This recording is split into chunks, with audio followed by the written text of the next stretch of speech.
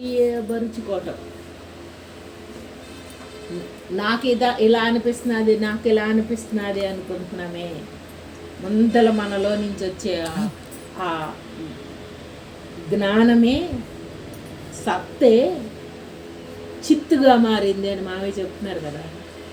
ఆ సత్తుని గుర్తించగలిగినప్పుడు ఈ చిత్తుగా మార్చుకునేటప్పుడు ఆ మధ్యలో కలిగిన అనుభవమే అంటే ఎలా మార్చబడుతున్నదో తెలుసుకోవాలి. దీని అవసరార్థంగా చిత్తుగా మార్చబడింది దేహం. నేను అనుకున్న వాసనకి చిత్తుగా మారబడింది. ఇప్పుడు ఏమన్నారు కబీర్ దాస్ అన్నారు, ఏమన్నారు? నేను ముందల గురువుకే నమస్కరిస్తాను అంటే ఏమంటే, భగవంతుడైతే పుణ్యం చేస్తే పుణ్యాన్ని ఇస్తాడు, పాపం చేస్తే పాపాన్ని ఇస్తాడు. మనకి అందజేయటమే భగవంతుడి పని. మరి గురువు పని ఏంటి? పుణ్య పాపాలను దాటించి నువ్వేంటో తెలిపేవాడు, నిన్నే భగవంతుడిగా మలిచేవాడు, నువ్వెవరో చూపించేవాడు గురువు. రెండిటిని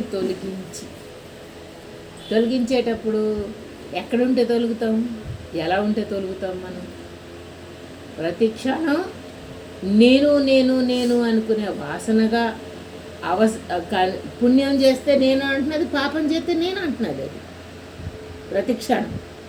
మరి పుణ్య పాపాలను తొలగించాలంటే ఏం తొలగించాలి? ముందల నేను తొలగించాలి. పుణ్యాన్ని పాపాన్ని తొలగించడం కాదు, నేను తొలగించాలి. అదే మనకు అమ్మ నేర్పుతాను ప్రతి క్షణం. మరి ఆ సత్త నుంచి చిత్తుగా మారేటప్పుడు నీకు జ్ఞానం ఉందిగా, ఆ జ్ఞానాన్ని వాడుకుని అవసరార్థం వాడుకో. చిత్తుగా, చిత్ అంటే శక్తి, అవసరం తీర్చే శక్తి. నువ్వు మనిషిగా ఉన్నావు కనుక అవసరం తీర్చుకోవడానికి శక్తి. మనం ఎంత దేనిగా వాడుకుని శక్తిగా మార్చుకోవాలి? అవసరాలు తీర్చేవాడుగా ఉంటే స్వార్థపరుడు అంటారేమోనని, అన్నిటితో ప్రయాణిస్తే తెలివి అంటారని అనుకుందది. ఇప్పుడు ఆ తెలివిని ఆ సద్వస్తువు దగ్గర పసిగట్టి అవసరం మేరకు వాడుకుంటూ, అలాగని ఎవరిని మోసం చేయక్కర్లేదు, ఎవరి మీద ఆధారపడక్కర్లేదు, అవసరం తీర్చుకుంటూ ముందరికి వెళ్ళమన్నాడు. తనను గుర్తింపు పొందటం కోసం, తను హైలైట్ చేసుకోవటం కోసం, తనని గుర్తించబడటం కోసం ఆడు పాపం ఎన్ని రకాలుగానో ఆ సత్త నుంచి వచ్చిన దాన్ని చిత్తుగా మార్చి ఎన్నో రకాలుగా వాడేసుకుంటున్నాడు. ఉంది కదా ఆయన వస్తువు వాడుకుంటే మనం లెక్క చెప్పాలి. పంచభూతాలకి లెక్క చెప్పాలి, పంచేంద్రియాలకి అన్నిటికీ లెక్క చెప్పాలి. ఇదేంటంటే ఏం చేయాలో తెలియక, నాకేం కాలం గడవాలో తెలియక అలా వాడుకుంది. అందుకనే తనను తానే మోసం చేసుకుంది. ఇంకేం జరగలే సృష్టిలో. ఎవరికి ఏ లాభమో నష్టమో పక్కన పెడితే ఏం చేసినా తనను తాను మోసం చేసుకుంటా వెళ్ళిపోయింది ప్రయాణం. ఇప్పుడు తను ఎక్కడున్నాడు? తను మోసపోవటానికి ఏం జరిగింది? తను ఎక్కడున్నాడు అంటే, అందుకే అమ్మ తను ఇక్కడ ఉన్నాడు, అక్కడ కూడా ఉన్నాడు.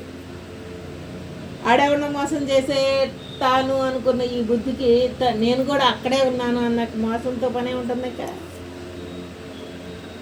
అట్లా ఆత్మగా ఇక్కడున్న తనుని, అక్కడున్న తనుని చూసుకున్న మూలమే సత్తు నుంచి వచ్చే చిత్తుగా మారిన ఆ శక్తిని వాడుకోవటం నేర్చుకుంటుంది. ఎందుకంటే ఇంకోటి దానికోసం ప్రయోగించాల్సిన పని లేదు. ఎలాగూ అక్కడ ఎలా అర్థమవుతుంది? తనకి ఏ సత్తుగా ఉండి చిత్తుగా మారిందో ఆడికి కూడా ఉంది.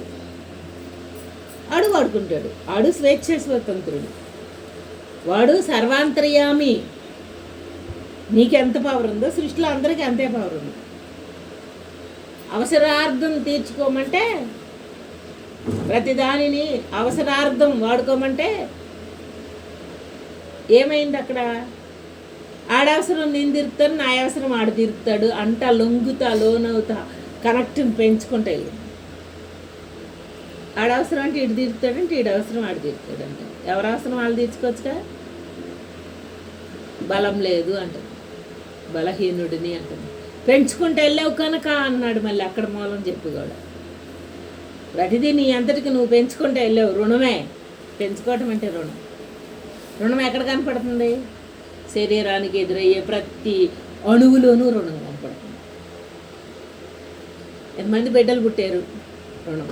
ఇంత పని వచ్చింది, ఇంత పెద్ద కుటుంబంలోకి వెళ్ళాను, రుణం. అదే గొప్ప అనుకుంది, అదే కావాలి అనుకుంది, అదే జీవితం అనుకుంది. అందుకనే దానికి ఆ మూలం అర్థం కాలేదు.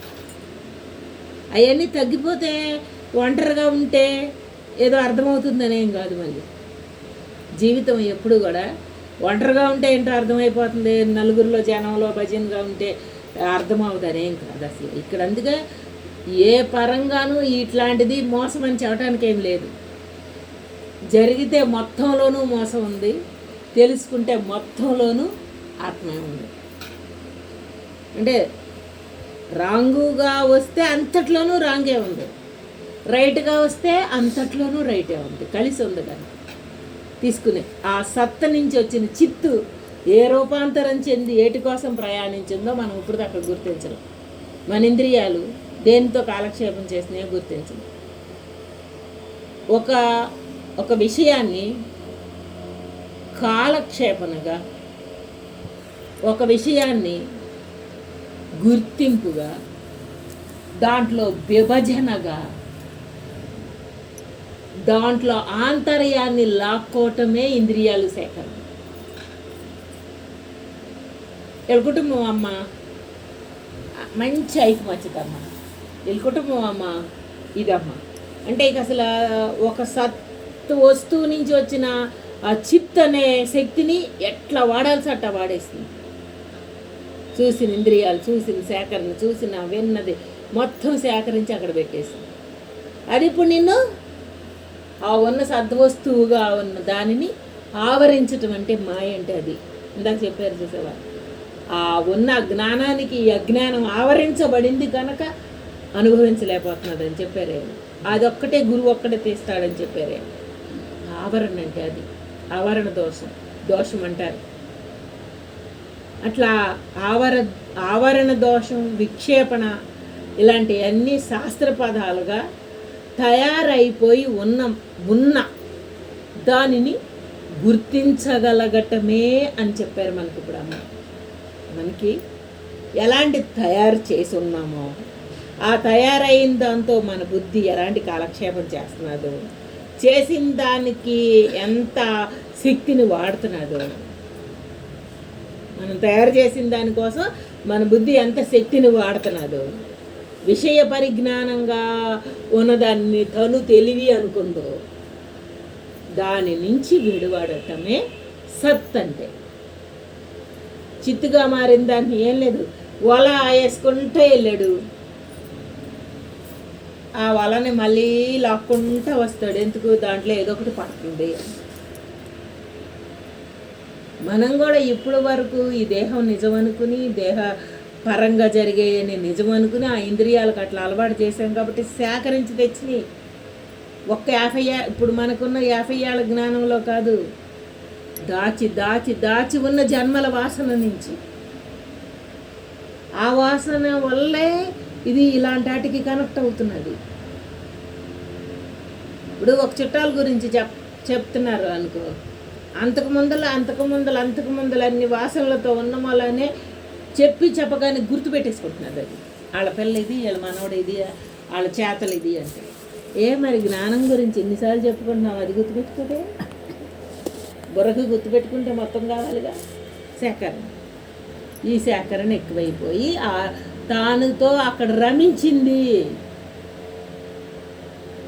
చేసిన కాలక్షేపంతో రమించింది.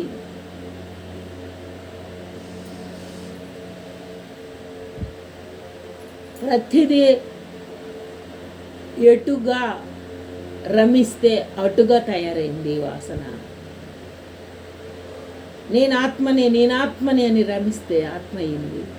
నేను దేహంగా విషయంగా వాసనగా రమిస్తే ఇదైంది. రమించటమే దాని యొక్క ముఖ్య పని. అందుకనే దానికి అర్థము ఆంతర్యము శాస్త్ర పదాలుగా తెలుసుకుని చెప్పుకుంటా ఉన్న దాంట్లో కన్నా అనుభవంలో తాకిన దానికి నీకు బుద్ధికి ఒక కట్టడి ఇచ్చిన దానికి వచ్చిన ఫలితం వేరు. ఎక్కడివ్వాలి, ఎక్కడివ్వగలగాలి, ఎక్కడ అనేది సూక్ష్మంగా గ్రహిస్తే తప్ప తెలియదు. ఇప్పుడు 84 లక్షల జీవరాశుల్లో కూడా లేని జ్ఞానం ఒక్క మానవ జన్మకే ఉంది అని చెప్పిన ఒక సత్యంలో ఇప్పుడు ఎత్తి ఉన్న మన మానవ జన్మకి ఏమున్నట్టో మనకు అర్థమవుతుంది. వాటికి లేనిది మనకున్నది ఏదో మనకు అర్థమవుతుంది. అక్కడ ఏంటన్నారు, 84 లక్షల మానవ జన్మతో కలిపిన 84 లక్షల జీవరాశులు తర్వాత ఏంటి అని అడిగితేనంట క్వశ్చన్. 84 లక్షల తర్వాత ఒకటోది ఏంటి అంటే మోక్షము అని. ఒకటోది లేదంట. దీన్నే మళ్ళీ రిపీట్ అయ్యి సైకిల్ అవటమే కానీ దీనికన్నా మించిన ఇంకొకటి లేదంట. మోక్షము అన్నాడు శాస్త్రపరంగా. ఆ ఒకటోదిగా లేనేందుకు ఉన్న ఆ చివరి వాడిగా వచ్చున్నావు కానీ కనపడుతున్నది కదా. ఆ 84 లక్షల చివరి వాడిగా మానవ జన్మగా తీసుకుని ఉన్నాం కదా. తర్వాత ఉన్న మోక్షాన్ని పొందటానికి అన్ని అర్హతలు పెట్టి పంపాడంట భూమి మీద ఆ జీవరాశిలో లేని దానిని. మరి అర్థమైందా? ఆ పశుపక్షాదుల్లో ఉన్నదానికన్నా హీనాతిహీనమైన గుణ స్వభావాలు తీసుకుని వీడు తర్వాత ఉన్న మోక్షం వైపుకి ప్రయాణించకుండా వీటి వెనక్కెళ్ళే ప్రయాణంలోకి ఉన్న జీవరాశిగా ఉన్నాడు వీడు కూడా. ఇప్పుడు కూడా ఏముంది అవి ఏం చేసినాయి? ఆకలి, నిద్ర, సుఖం కొనసాగించడం వరకే కదా దాని బుద్ధిని వాడుకున్నది. అయ్యి వాటికన్నా వీడు ఈ మూడింటి కోసం ఇంకా హీనంగా ప్రవర్తించి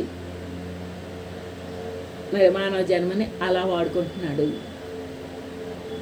అందుకే మనం ఒక్కసారి మన గురించి ఆలోచించినప్పుడు ఎలా బిహేవ్ చేస్తున్నది మన బుద్ధి, ఎలా లొంగుతున్నది, ఎక్కడ మమకారం ఉంది, ఎక్కడ అహంకారం ఉంది, ఎక్కడ విషయం ఉంది, ఎక్కడ వాసన ఉంది గుర్తించగలగటమే. ఆ సత్తని నేను సత్త అయి ఉండి కూడా ఎందుకు వీటితోటి తాదాప్యం చెందుతున్నాను అని గుర్తించగలగటమే జ్ఞానం అన్నారు.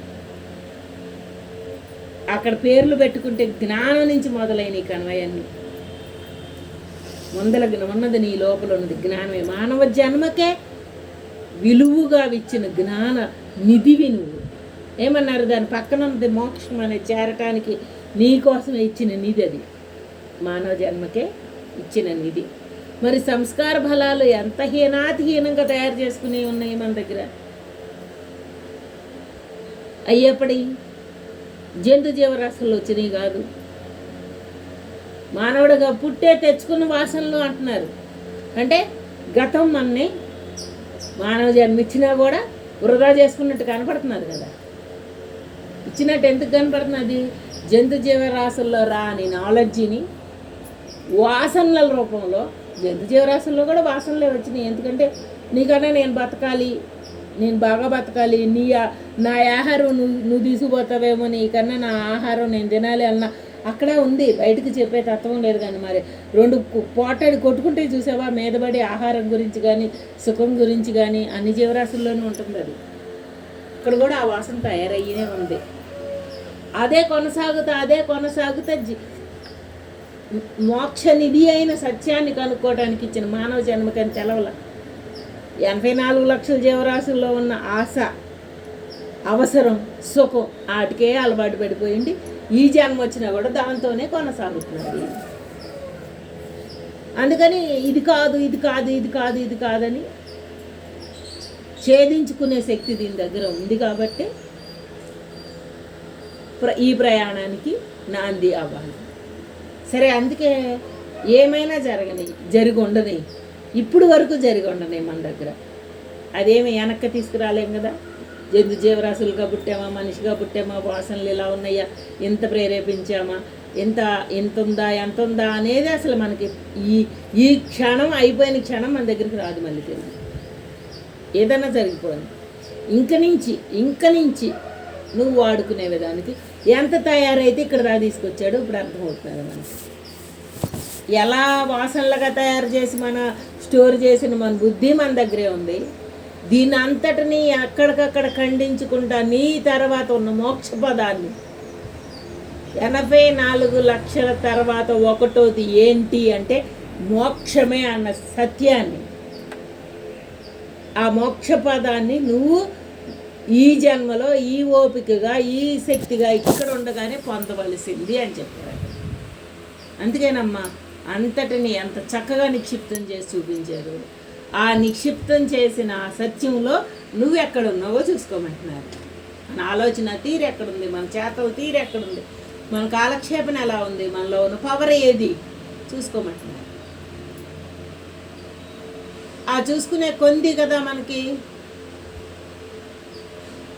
మనం ఏంటో మనకు అర్థమవుతా ఉన్న కొంది కదా మన ఒక్కొక్క అడుగు క్లీన్గా చేసుకోవడానికి మనకు అర్థమవుతుంది. మనదెప్పుడు మనకి లోపం అని తెలవలా, మనదెప్పుడు మనకి అడ్డం అని తెలవలా.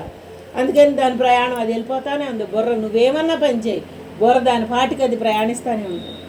కళ్ళు మూసుకో, కళ్ళు తెరు, పొడుకో, కళ్ళ రూపంలోనైనా దాని ప్రయాణం అది కొనసాగిస్తానే ఉంది. ఎందుకు? దాని వాసన బలం అలా ఉంది కదా. ఇప్పుడు మనకి జ్ఞానంగా అసత్ ఆ చిత్ అస్మాన మామ ఎన్నిసార్లు జాగ్రత్తగా పరిశీలించండి అని ఎందుకు ఆ వాక్యాన్ని వాడుతున్నారు అంటే, అయ్యున్న నిన్నుని ఏది కప్పబడి ఉంచిందో దానిని తొలగించాలంటే ఆ జాగ్రత్త కావాలి అని. పోగొట్టుకున్న వస్తువు కోసమే జాగ్రత్తగా ఎత్తకండి. మళ్ళీ ఏటిల్లో ఉన్న మనం వెతికేటప్పుడే మనమే దాన్ని మళ్ళీ తుక్కులోకి నెట్టేయచ్చు. కళ్ళ ముందలు ఉన్నది చేప, పడి ఉన్నదాన్ని కూడా మనమే నెట్టేయచ్చు గజిబిజి చేసేస్తే. అందుకని కొంచెం నిదానంగా, కొంచెం నిలకడగా ఎదిగితే అది కనపడుతుంది వస్తువునే. ఇప్పుడు ఒకదాన్ని ఒక్కొక్కసారి పైన పడి ఉన్నది మనమే ఇంకా లోతుకి నెట్టేస్తాం, తీయలేనంత లోతుకి. ఇప్పుడు దాకా కనపడతా ఉందమ్మా, మనమే అనవసరంగా లోనికి నెట్టేసాం, తీయలేకపోతున్నాం అంటాం. ఒక నెరల్లో పడిన ఒక వస్తువే భూమిలోనైనా ఇంకోటైనా ఇప్పుడు అది కొంచెం నిదానంగా పట్టుకుంటే చేతికి అందే దానిని హడావిడితో దాన్ని ఇంకా లోతుకి నెడితే మొత్తం తవ్వాలి. అట్లా అయిపోయింది మనకి ఆలోచన రహితం. అంటే చేసే విధానంలో ఒక నైపుణ్యత లేనప్పుడు చేతకాంతనంతో అలాగైపోతాం. అందుకనే అస్తమానం ఆ సూక్ష్మ బుద్ధికి పని పెట్టలేదు మనం. స్థూల బుద్ధిగానే, ఇక్కడ అవసరంగానే, ఇక్కడ చేతలతోనే ఇదే కుటుంబం అంటే, ఇదే సాధన అంటే, ఇదే శ్రద్ధ అంటే, ఇదే పుణ్యం అంటే, ఇదే జీవనం అంటే, ఇదే అవసరం అంటే అనుకున్న నాలెడ్జే మనలో ఉంది. ఫలానోళ్ళు అనిపించుకుంటాం. ఇక్కడ ఎవరిని ఒకళ్ళది అంటుకో, ఒకళ్ళకి అంటే అడ్డమవ్వకూడదు, లేకపోతే ఏదో ఏది పెట్టుకుందో మనకు తెలియదు. అక్కడ ఇప్పుడు వరకు ఉన్న మన నాలెడ్జి మనకు తెలియబడితేనే ఇంకా ఉన్న నాలెడ్జి ఏంటో మనం తెలుసుకుంటాము. అందుకనే అస్తమానం బండరాళ్లగా తయారైపోయిన మన బుద్ధిని ఆ సానం మీద పెట్టి గంధపు చెక్కల్లాగా తయారు చేసుకునే సూక్ష్మ బుద్ధి కోసమే మనకి ఫస్ట్ తేటకుంటే వెళ్ళిన రోజు మనకు చెప్పారమ్మ. ఇది కాదు మీరు అనుకున్న బుద్ధి పరంగా ఉన్న, మీ కళ్ళకు కనపడతా ఉన్న ఇది కాదు. జీవితం అంటే ఇది కాదు, జీవనం అంటే ఇది కాదని మనకి అమ్మ ఫస్ట్ అంత గట్టిగా మనకు అక్కడ చెప్పారు. ఎందుకు?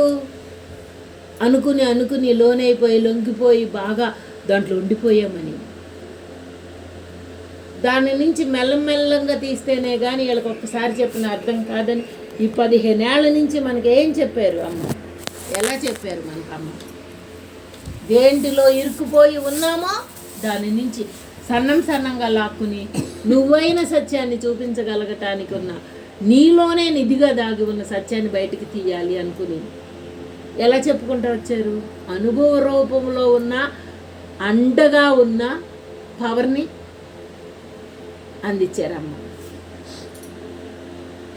అంటే అమ్మకి ఇది ఉంది అని మనం కనుక్కోవటం కాదు, మనకి ఏమిందో చూపించగలుగుతున్నారు కానీ గలిగారు ఆ చూపిస్తున్నారు కాబట్టి అమ్మ అనుకోవటమే. అమ్మ దగ్గర ఏముంటే మనకెందుకు?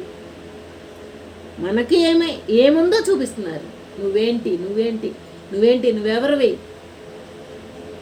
అందుకనే ప్రతి క్షణం మన శోధన ఎలా ఉండగలగాలి అంటే అయ్యున్నావని చెప్తున్నారు మనని.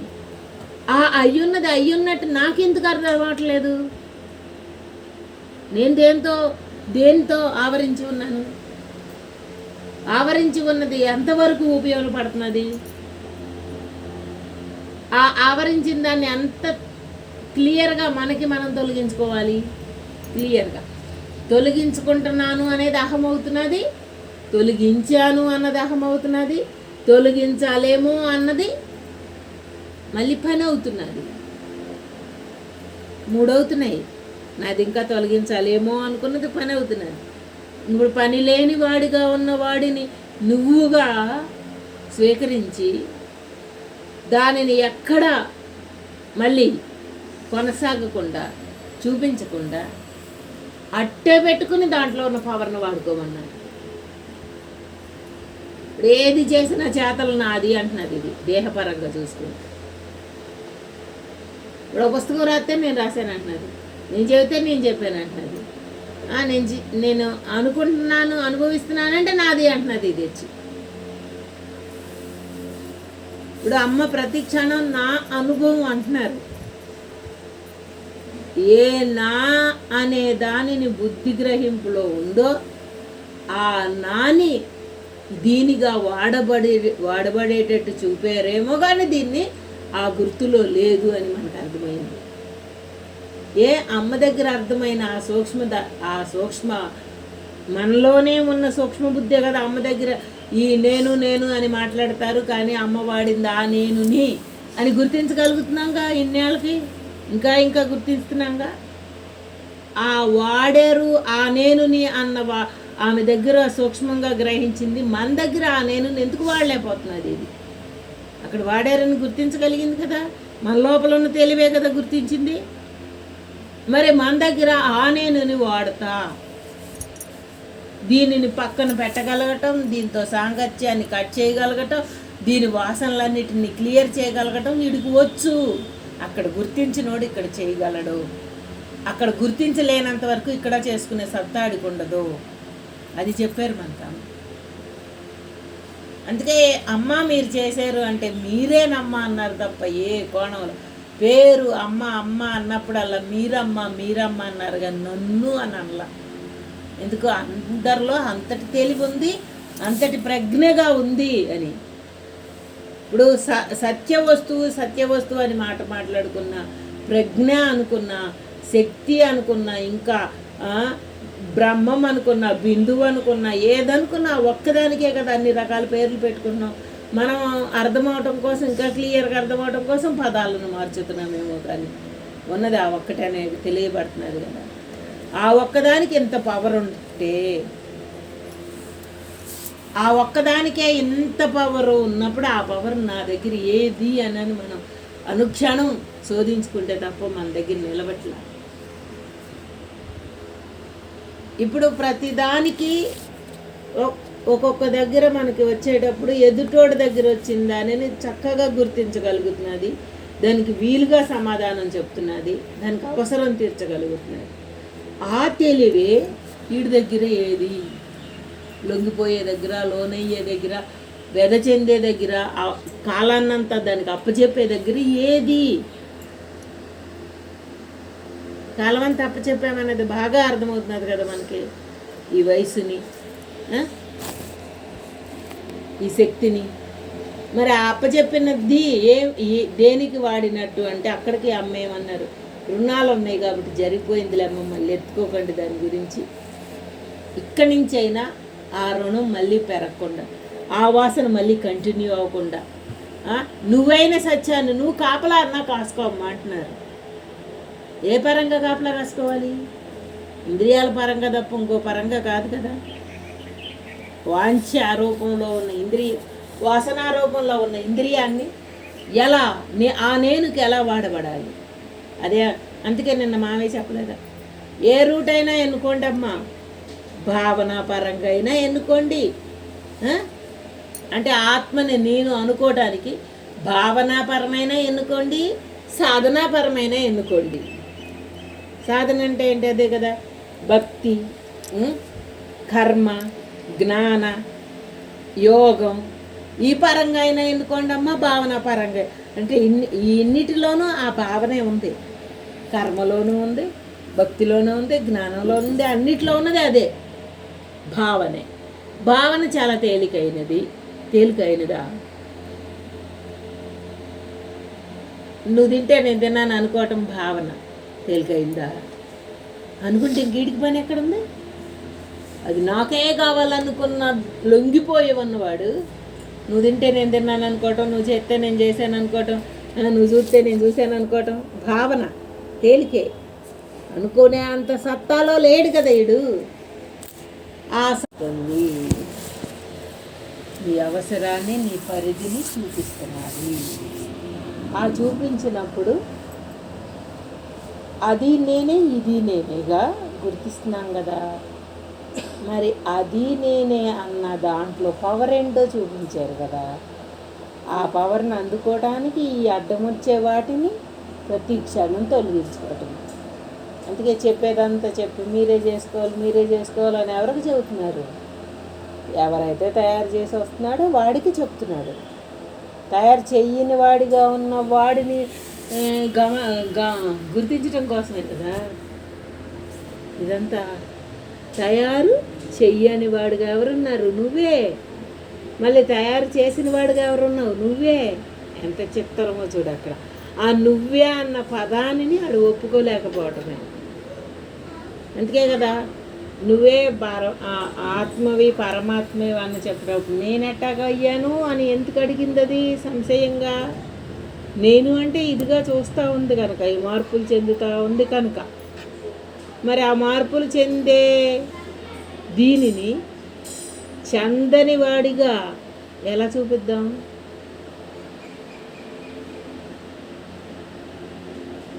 ఆ చందని వాడి యొక్క మూలమే వీడిని అలా చేసుకోగలదో అని నమ్ముదాం. ఎక్కడికక్కడ నమ్మటమే. ఎవరో వచ్చి చేయరు కదా. ఇప్పుడు మనవాళ్ళు మనకి ఓ రోజు పొట్టడుకున్నా, ఓ రోజు తిట్టుకున్నా, ఓ రోజు ప్రేమించుకున్నా, అవసరాలు తీరే దగ్గరికి వచ్చి నిలబడేది ఎవరికి కదులుతున్నది స్పర్శ? ఆ మన అనుకున్న దగ్గరే. కానీ వెళ్ళిపోతున్నావా? ఇందాక అనలా బజారమ్మట 10 మంది వెళ్తున్నారంటే దాని అంక కూడా చూడడం ఎందుకు చూస్తాం? మనకు ఆ సంబంధం లేదు కాదు. ఆ చెప్పినది మన దగ్గరకు వచ్చేసరికి ఎందుకు వాడబడట్లేదు అంటే మన అహమే మనకు అడ్డం. మన అహమే మనకు అడ్డం, మన బద్ధకమే మన శాపం. ఇప్పుడే ఎవరన్నా అడిగితే చేసేస్తాను అంటే వెళ్తాం. మనం అనుకోగానే ఆనకలే అంటుందో లేకపోతే ఇంకోటో అంటుంది. ఎందుకని అక్కడ దాని దగ్గర ఎందుకు ఆ విలువ లేదు?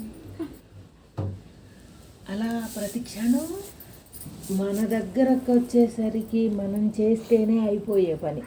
ఎప్పుడన్నా చెయ్యి, మనం చేస్తేనే అయిపోయే పనినేమో ఆనకలేను, మర్చిపోయాను.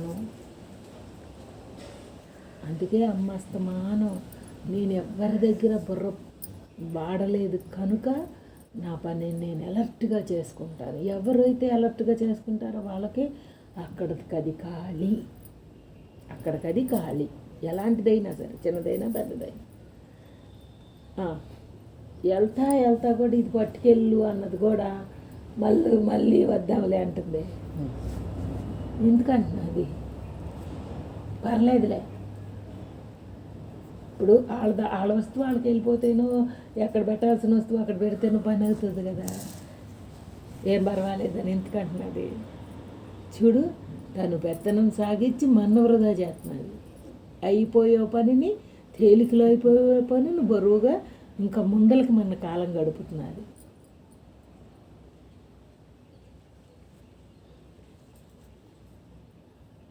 అందుకనే ఇంకా సూక్ష్మంగా మనని గుర్తుపడతా, ఇంకా సూక్ష్మంగా మనని విచారణ చేసుకుంటే తప్ప మనం తయారు చేసింది మనకు ఖాళీ అవ్వదు. మనం తయారు చేసిందే ఈ జీవితం అంతా, ఒకళ్ళు తయారు చేయలే.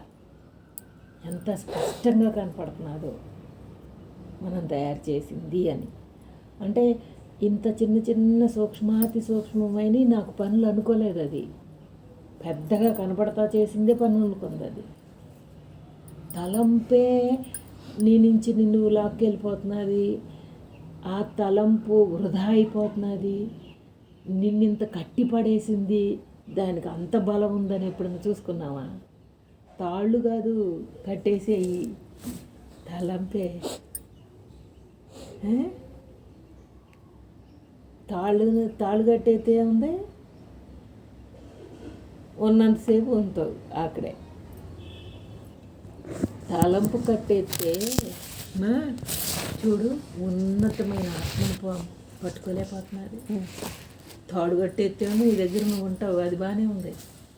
బయటికంటే వెళ్ళలేవేమో కానీ నీ దగ్గర నువ్వు ఉంటావు.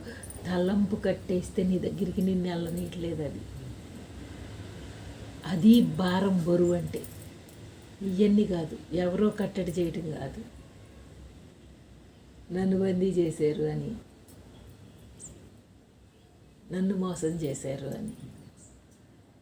అలా అలా సూక్ష్మంగా మనం ఎక్కడ బందీ అయిపోయి ఆ స్వేచ్ఛను కోల్పోయామో, ఏ స్వేచ్ఛ అయితే మనదై మన సొంతమై ఉందో అది గుర్తుపట్టేదాకా దీని పని ఉంది.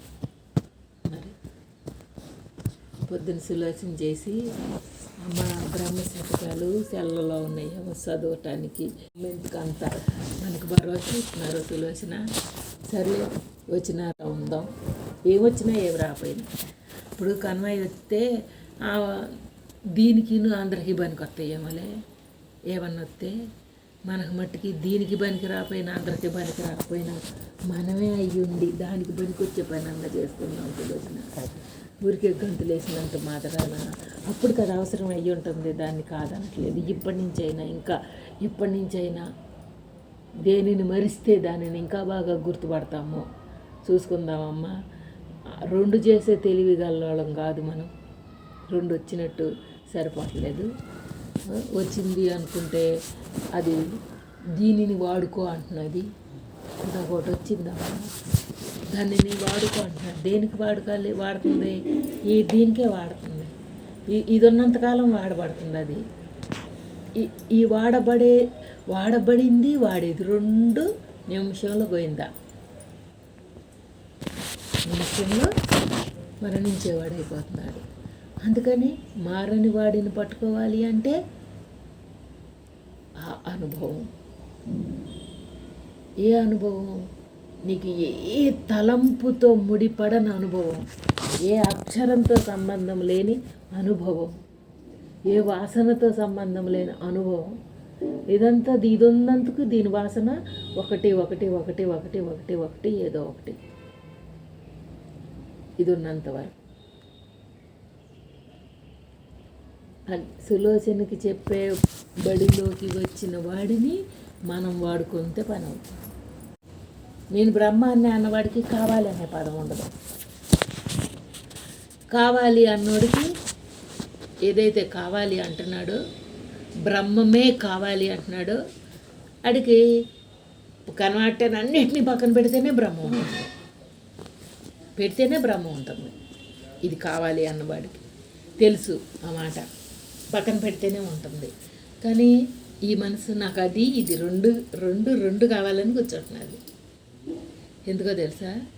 నాకు బ్రహ్మమే కావాలి, నాకు ఇది కూడా కావాలి అంటే ఇది ఉండగా దీన్ని వాడుకోవటానికి. ఇప్పుడు ఒక పదార్థాలు 2 నాకు తినే అంత కెపాసిటీ లేదు. దాచుకుందామంటే గంటకి పదార్థం మారిపోతుంది, చెడిపోతుంది. ఇంకో గంటకి, ఇప్పుడు తిన్నాక గంటకి తినొచ్చు ఇది, కానీ అది చెడిపోతుంది. మరి ఇప్పుడు మనం దేన్ని ఆశ్రయిస్తాం? మనకు 2 కోరుకుంటున్నది, 2 స్వీకరించే కెపాసిటీ లేదు.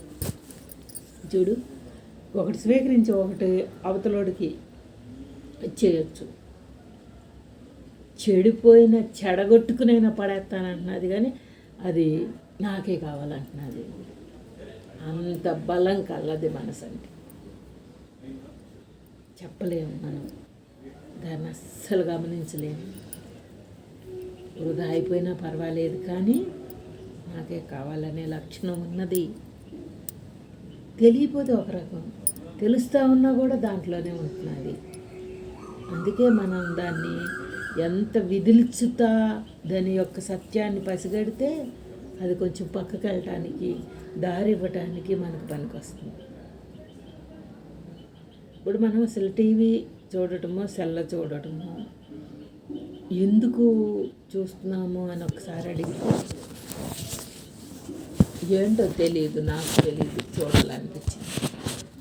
దాంట్లో నుంచి ఏమొచ్చింది, ఏదో వస్తుంది అనిపించింది. ఆఖరికి చూసుకుంటే ఏమి రాలేదు, కానీ నా కాలాన్ని దాంతో వాడాను. వాడితే ఎవరికి నష్టం? నష్టమని కాదు, లాభం అని కాదు. అలా మనలో మన స్వాదంతో మనకి తెరిపి రావాల్సిందే తప్ప ఇంకోళ్ళు చూడొద్దు అని చెప్పక్కర్లేదు, ఇంకోళ్ళు చూడమని చెప్పక్కర్లేదు. ప్రతి అణువులో మనం చేసే దాని దగ్గర మన కోసం మన ఇంద్రియ నిగ్రహం అని మన యొక్క శ్రద్ధను మనకి కావాలి. అది వచ్చినోడికి ఒకటే దారమ్మాడికి ఇంకా రెండో వంక చూడడు. ఆ నిగ్రహం ఉన్నాడు, ఆ నిబ్బరం ఉన్నాడు, ఆ ధైర్యం ఉన్నాడు, నడుస్తాడు. బ్రహ్మ ప్రయాణంలోంచి పక్కకు రాడాడు. చూడు రానోడికే చూడు ఎంత తిప్పల.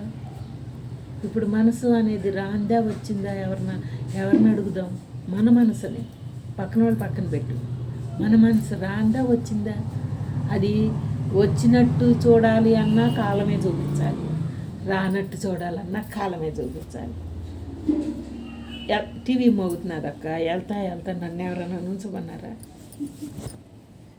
నాకు పని కోసం వెళ్తున్నా నేను, నన్ను ఎవరైనా నుంచోమన్నారా? నా గుణమే లాగింది, నుంచున్నాను. పని ఏమో ఆలస్యమైపోయింది. అట్లాంటిది ఇది కాలమే చూపించాలి. ముందలే స్టేట్మెంట్ ఇచ్చుకుని నేను దేనొక్క చూడను అని చెప్పడానికి లేదు కదా. మన యొక్క జీవన శైలే మన గుణాన్ని చూపిస్తుంది, మన చేతల్ని చూపిస్తుంది, కాలమే చూపిస్తుంది. అందుకనే నమ్మను అని దీన్ని చెప్పుకుంటానే చూపించేటప్పుడు గుర్తుపడతా. చూసావా, నువ్వే లొంగుతా ఉంటే ఎవరు చూడొద్దని నీకు చెప్పడానికి కాక ఎవరికి ఉంటుంది? ఎవరికి స్టేట్మెంట్ ఇస్తావు? నేను చేయను తినను ఉండను అని మన దాకా రానంత వరకు అదంతా. అట్లా మనకి సత్సంగం ఎలా ఏర్పాటు చేశాడంటే అక్క, చెప్పిస్తా చూపిస్తా, వింటా చూపిస్తా. చెప్పుకునేటప్పుడు వినేటప్పుడు ఒకళ్ళు చెప్పేటప్పుడు మనం వింటాం, మన చెప్పేటప్పుడు ఒకళ్ళు వింటారు. అట్లా రెండిట్లో మనమే చూపిస్తా. విన్న దాంట్లో నుంచి మనమే చూడాలి, చెప్పుకునే దాంట్లో నుంచి మనమే చూడాలి. అలా చూపిస్తా మనకి బ్రహ్మం నేర్పుతున్నాడు మన గురించి. మనిషి ఏ మెటీరియల్తో తయారయ్యాడు నేను చెప్పుకున్నామే, పంచభూతాలతో శరీరం తయారైంది. కానీ బుద్ధి ఏ మెటీరియల్తో తయారైంది? బుద్ధి చూసిన వాసనలతో తయారైంది. ఆ వాసనలు ఎట్టా కరిగిపోవాలి, కాలిపోవాలి. ఆ మెటీరియల్ కన్నా సత్యమైన మెటీరియల్ దానికి తట్టాలి. మోజు తీర్చుకోవడానికి గిల్ట్ నగ కొనుక్కున్నాను అక్క, తీరింది. కానీ అది నాకేమీ వినియోగపడదు. అమ్ముకుంటే డబ్బులు వచ్చేది, అవసరాన్ని తీర్చేది అవదు. బంగారపు అయితేనే మన గిల్ట్ దాంతో అవసరాలు తీర్చుకున్నట్టే మనసు పనిచేస్తున్నది. సత్యం అంటే ఆత్మ పనిచేస్తుంది. అది మనకి ఉపయోగపడుతుంది, కష్టం వచ్చినాడు అమ్ముకుంటే ఉపయోగపడుతుంది బంగారం ఒరిజినల్. అట్లా ఆత్మని వాడాలి. ఆత్మ ఎరుకని మనం ఎంటర్ చేసుకుంటే తప్ప ఈ రకరకాలుగా మార్పు చెందేదానికి సపోర్ట్ అవ్వదు. ఆ సపోర్ట్ చేసుకోవటమే మన జీవిత లక్ష్యం. మన జన్మ ఊపిరి ఉంది అంటే మన కోసం మనం సపోర్ట్ చేసుకోవటమే. ఎవరిని వదిలించట్లా, ఎవరి కోసం మనం చేయట్లా. మనం తప్ప రెండో వాడు లేడు అని మనకి తాకాలిలో. అప్పుడు ఇంకో దానికి ఎడిట్ అవ్వకుండా తనంత పని తను చేసుకుంటే వెళ్తుంది. చూడు, మనం అనుకుంటాం నాకైతే అక్కర్లేదు, కానీ మరి నలుగురిలోకి వెళ్ళినప్పుడు కావాలి కదా అంటున్నాం. ఆ నాకైతే అక్కర్లేదులో ఉండు నువ్వు, ఆ నలుగురు అనేది నీ దాకా రాకుండా జరుగుతుంది. అంటే నాకు అక్కర్లేదు అన్న సత్యములు అది ఉంటే దానికి ఉన్న హాయి ఈ భూమి మీద ఎక్కడా లేదు.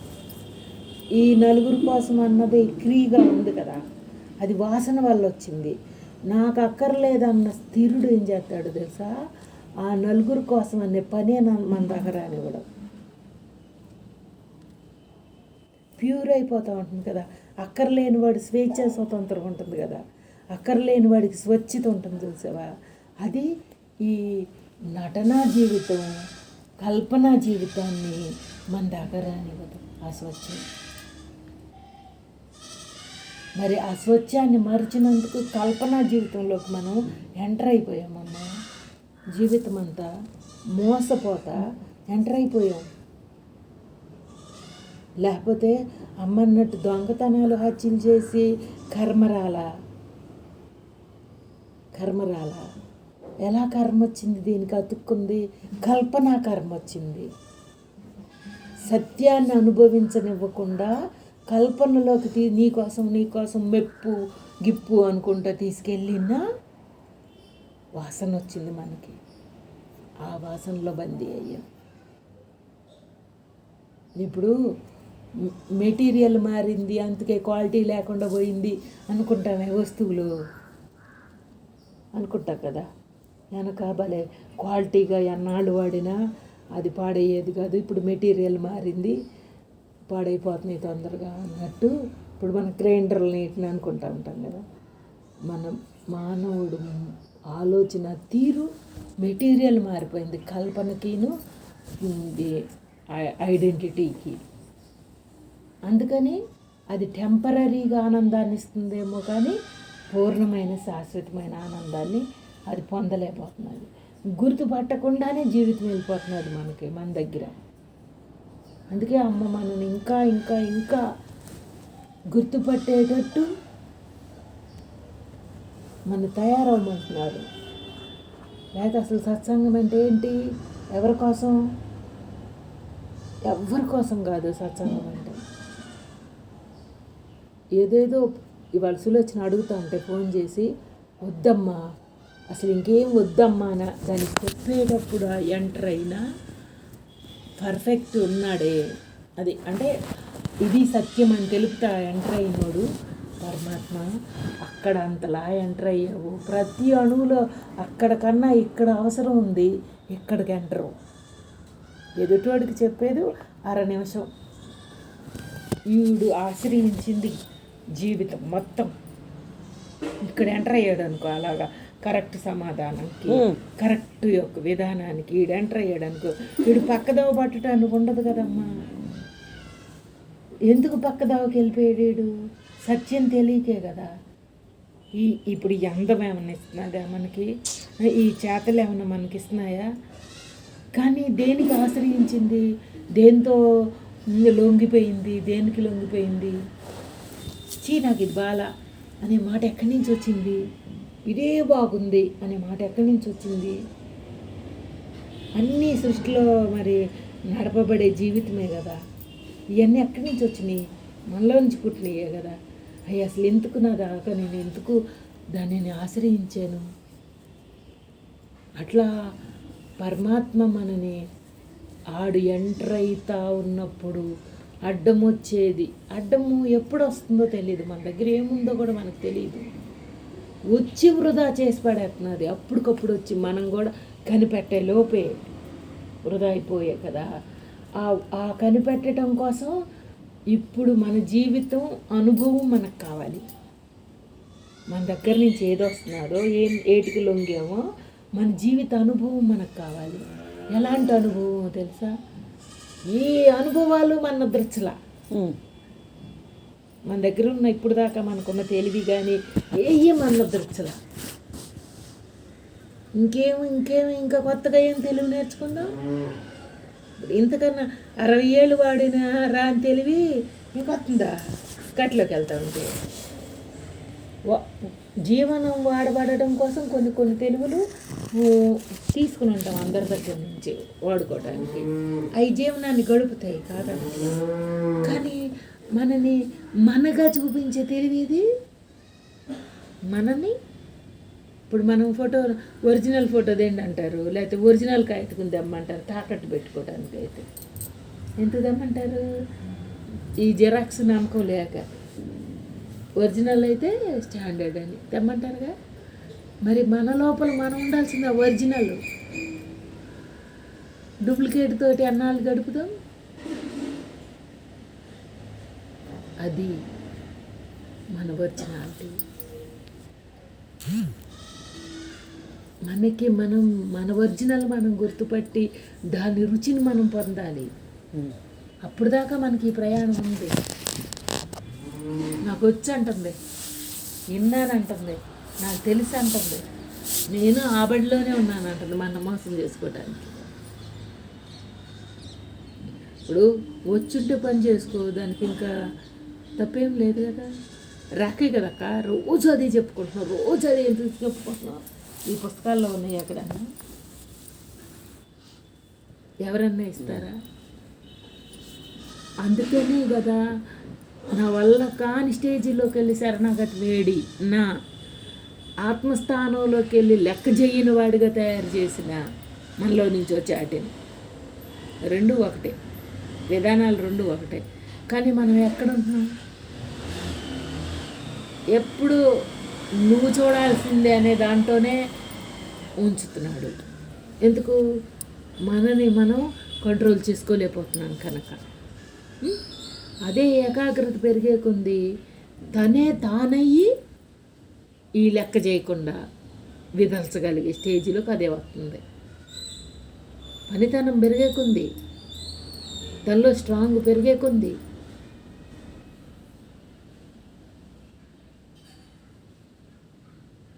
ఇప్పుడు మన మదిలో అమస్మానం అలా ఏకాగ్రతలోకి వెళ్ళిపోతున్నది నా లోపల అనే స్థానంలో ఆడు కదపటానికి కూడా ఇంకోటి లేని దగ్గర ఆడు ఉంచుకుంటున్నాడు. ఇంకో దాన్ని కదపటానికి కూడా లేని దగ్గర ఆడు లోపల ఉంచుకుంటున్నాడు. అటు తయారు చేస్తేనే కదా. పక్కన ఎత్తే ఎవరు ఎక్కకపోతే పక్కనగానే ఉంటుంది. ఎక్కి తొక్కి కదిలిపోట్ల మళ్ళీ సరి చేసుకోవాలి. ఇప్పుడు అట్లా మన లోపల ఆ కదపని ఒక దానిని ఇప్పుడు ఎవరెళ్ళి కదపపోతుంది అక్కడ కదిలే దానంతటికి అది కదలదు కదా. ఆ కదపని వాడిగా మనం తయారు చేసుకోగలిగేటట్టు ప్రిపేర్ అవ్వమనే కదా అమ్మ మనకు చెబుతూ ఉంది. లేకపోతే ఈ ఊరు నుంచి ఆ ఊరికి రమ్మన్నారా, లేకపోతే ఈ పని నుంచి ఆ పని చేయమన్నారా? ఏం చేయమన్నారు మన అసలు? ఏమైనా మానమన్నారా, ఏమైనా చేయమన్నారా? మానటానికి మనల్లో అవుతుందా, చేయడానికి మనల్లో అవుతుందా?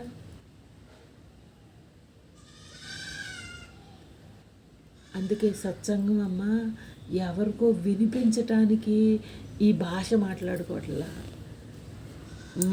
మనకి ఆ ధీరత్వం, ధైర్యము, స్థిరం రావటం కోసం చెప్పుకుంటున్నాడు మనకి.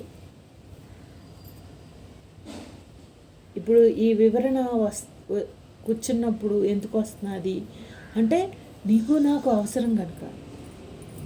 ఒట్టిగా కూర్చున్నప్పుడు ఈ వివరణ అంత అవుతుందా? దాని వరవల్లో దాన్ని ఏదో కాలక్షేపం చేస్తుంది అది. ఇప్పుడు అసలు తను కాలక్షేపం చేసే ఛానలే దీనికి తాకనివ్వకుండా ఒక సత్యమైన విధానాన్ని ఎందుకు అలా ఒక ఫ్లోలో తెచ్చేసుకుంటూ ఉంటాడు? అవసరం అంతుంది మనకి. ఆశ్రయించిన వాడికి అది. ఎవరు ఆశ్రయిస్తే ఆడికి అంతుంది. లేకపోతే మనం ఇది చెప్పుకుందాము ఇలా ఇలా ఇలాగని మనకి అనవచ్చా? ఏమి రాదు. ఒక ఒక క్వశ్చన్ ఎక్కడి నుంచి పుడుతున్నదో ఆ క్వశ్చన్లోనికి సమాధానం కూడా అక్కడి నుంచే పడుతున్నది. ఏదేదో అడుగుతున్నది తను ఫోన్లో పొద్దున అడుగుతూ ఉంటే, నోరెత్తకమ్మా, ఇంకోటి కావాలని అడక్కమ్మా అని ఎంత కఠినంగా. ఎందుకు ఎందుకు అట్లా అంత ధైర్యం వీడికి ఎక్కడది? అది అడగొద్దు అనే ధైర్యం ఎక్కడది వీడికి? ఏదైతే అందించగలడో అడుగు ఆ ధైర్యం. లేకపోతే నువ్వు ఇక్కడికి ఇది చేయొద్దు అనే సత్తా ఎవడుకుంది? నువ్వు ఇది చదవద్దు అనే సత్తా ఎవడుకుంది? కావాలన్నదా అంటే అంత దూరం ఆడతాము, అది తెలుసుకుంటేనే కానీ ఊరుకోవడం. అందుకని అసలు చెల్లించే ఒక లక్షణం ఉన్న వాడిని ఎవడని ఆశ్రయించాడు వాడు, వాడికి ఆ హక్కు ఉంటుంది.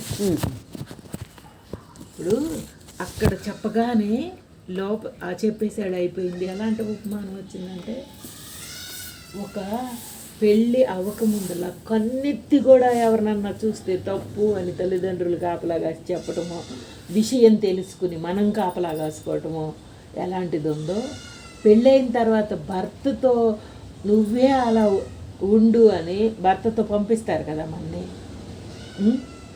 సర్వం వాళ్ళు నమ్మకంతో ఎట్ట పంపిస్తారు? ఇక వాళ్ళు ఏమన్నా చేస్తారు, వాళ్ళు మంచివాళ్ళ చెడ్డవాళ్ళ, ఈ పిల్ల ఏమవుతుంది అనే అసలు ఇంత ఆలోచన కూడా ఉండదు కదా. అంటే హక్కుగా వాళ్ళకి అప్పచెప్పేసాం అనే దాంట్లో బిడ్డను పంపుతాం. మామూలుగా అయితే అసలు నమ్మి ఇంకో వాళ్ళతోటి ఒప్పుకోం కదా దేనికాడ. అలా ఒక్క చైతన్యం దగ్గరే నమ్మి ఆ విధానాన్ని పాటించటానికి ఆడు హక్కుగా అక్కడ సొంతం చేసుకోగలడు. కనుక శాస్త్ర ఏ విధానంలో కూడా ఇప్పుడు ఏదైనా నీకు చెప్పాను అనుకో, అమ్మో నేను అనవసరంగా చెప్పా, అది పాడైపోతే ఎట్టగా అనే భయం వస్తుంది. ఒక సలహా చెప్పేటప్పుడమ్మా కనమాటి దగ్గర చాతల దగ్గర నీకేదో బాగోలేదు అంటే నేను ఒక చిటకా చెప్పాను అనుకో, దానివల్ల దానికి పనికొస్తే పనికొస్తుంది, పనికి రాకపోతే మళ్ళీ భయమే. ఇంకా విరుద్ధం అయితే భయమే కదా. తెలియకుండా ఏది పడితే చెప్పకూడదు కదా సలహాగా. కానీ చైతన్యం దగ్గరికి వెళ్ళేసరికి ఆడు చెప్పుకునే సలహా ఉందే, జీవుడిని ఇంత కూడా అంటారు అవనివ్వకుండా ఖండించి పడేసి ఏదేదో అడుగుతూ ఉంటే, ఆపుతావా ఆపు, అట్టా చెప్పినట్టు వింటేనే నేను మాట్లాడతా, లేకపోతే నేను పెట్టేస్తున్నప్పుడు ఛాన్స్ ఇస్తాడు 100 అడుగుతూ ఉంటే. అంటే అసలు అక్కడ మన దగ్గర ఉన్న జీవుడు అడుగు దాని ప్రత్యక్షంగా చూపిస్తున్నది. అందుకని అంత అసలు రసన పడాల్సిన పనే లేదు. ప్రేరేపి అక్కడుందో ఏం చేస్తాం అదే చేద్దాం, చేసిందే పరమాత్మ అనుకుందాం. మన చేత ఏం చేస్తుంది అది ఊహకు కూడా ఆశించొద్దు. మనం చేసిన రిజల్ట్ ఎవరికి అప్పచెప్పట్లా, మనకేం సర్టిఫికెట్లు రావు. గీత 100 సార్లు చదువుతానంటే వచ్చిందా, లేకపోతే పారాయణ పద్యాలు వల్లి వేస్తే అప్పచెబుతానంటే వచ్చిందా, ఎవరికి ఇచ్చేవి కాదు, చూపించేవి కాదు. ఆ జోలికి వెళ్ళి అంత సత్తా మన దగ్గర లేదు. ఈ శరీరంతో రుణం ఉన్నంత పనికి ఓపిక ఇచ్చి కూర్చున్నాడు. రుణం ఉంది, దానికి తగ్గ ఓపిక ఉంది. రుణం లేదు, ఓపిక లేదు. అట్లాగే మనకు కూడా దేహంగా అభిమానము ఆశ ఉందా, దానికి తగ్గ దారులు ఉంటాయి. ఆ 2 బీగుతావా? దారే లేదు. అభిమానము ఆశ ఉన్నంత వరకు దారి ఉంటుంది. ఇట్ట నేను చేసుకోవాలి అంటదా? అందుకని ఇంకా ఆశించుకు సాధించింది బందీ చెయ్యలేదు కనుక మనకి సైలెంట్ అని చూపిస్తున్నారు. ఎప్పుడు లోపల ఉన్న పవర్ చాలా పెద్దది. ఆ పెద్దది దాన్ని మరిచి ఊరికే పైన తిరిగి రావచ్చు. అది బలం ఇస్తే బలంగా అవుతున్నది, బలం ఇవ్వకపోతే ఏమవుతున్నది, బలహీనమైపోతున్నది. ఆ బలహీనమైనది నిన్నేం కదపగలరు? నువ్వంటే ఎవరివి? నీ మౌనం.